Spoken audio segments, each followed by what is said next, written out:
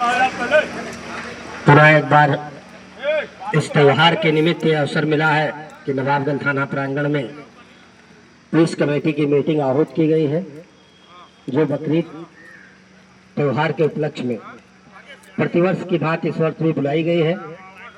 आज की मीटिंग की अध्यक्षता कर रहे थाना प्रभारी महोदय श्री रमाशंकर यादव जी। आज इस मीटिंग में उपस्थित थाना परिवार के समस्त एसआई बंधु, समस्त हेड कांस्टेबल,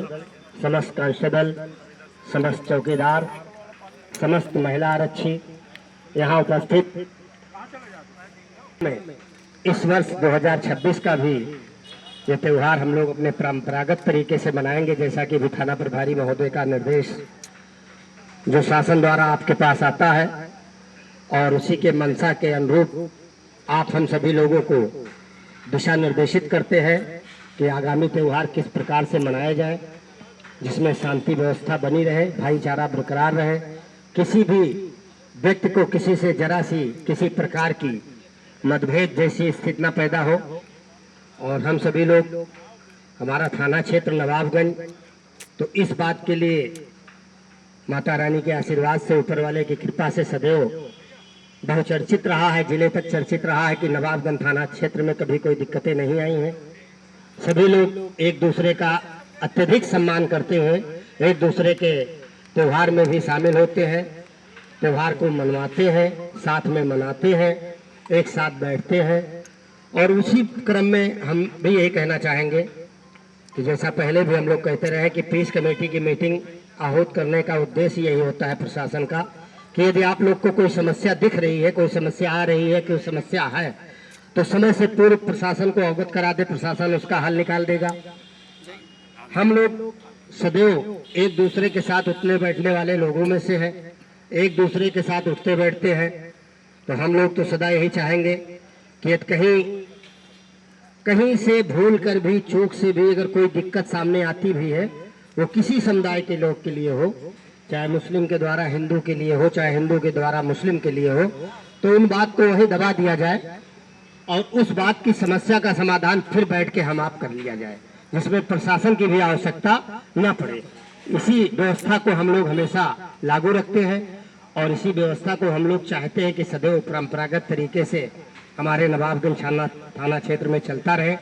जिससे भविष्य में भी आने वाले समय में हम लोगों के जो बच्चे हैं, जो हम लोग के छोटे भाई हैं, उनको भी लगे कि जो हमारे पूर्वज नींव रख गए हैं नवाबगंज थाना क्षेत्र में,